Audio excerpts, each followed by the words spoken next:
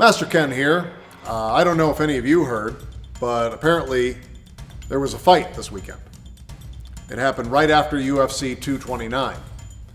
Khabib, the famous Russian president of the Hair Club for Men, got into a brawl with people outside of the octagon, and he made several mistakes that I want to review right now. Things that I would have done differently. Number one had to do with the moment that he tapped Conor McGregor out.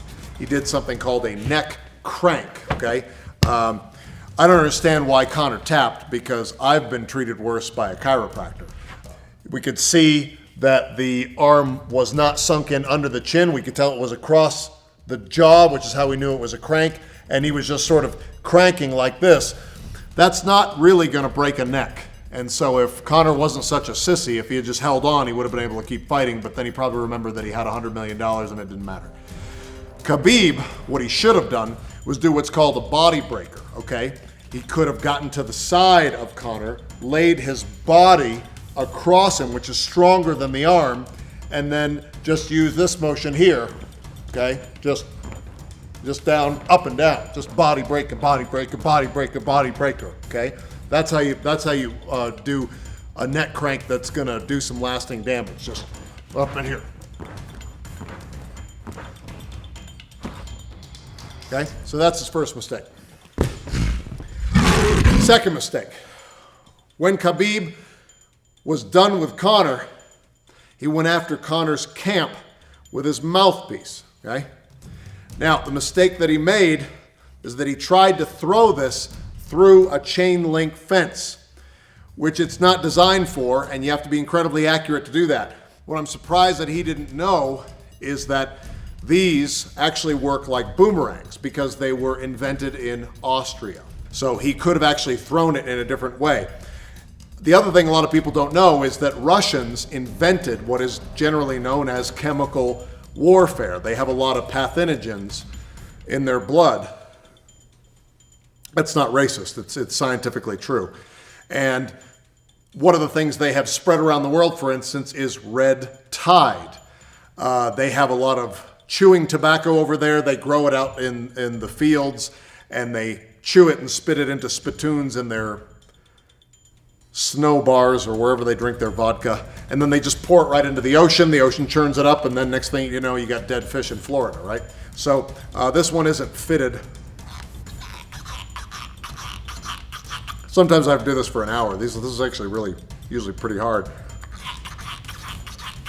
We'll pretend that this is fitted. What he could have done is just really like slopped it up. Get all those pathogens in it. And then thrown it over and had it come back. Okay?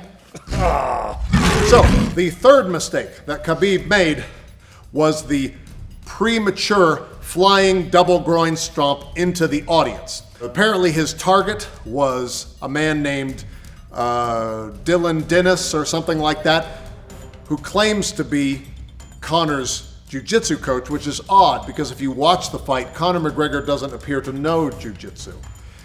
But what he did was he tried to do the flying double groin stomp against someone who is standing. You see that he's got arms in the way. It's hard to get that angle if I'm flying in with a double stomp to get the groin.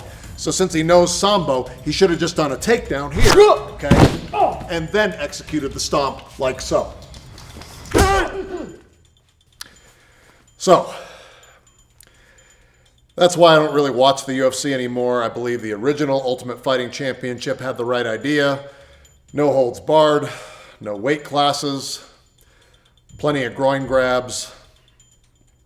That was like the 80 proof version of what sports fighting should be.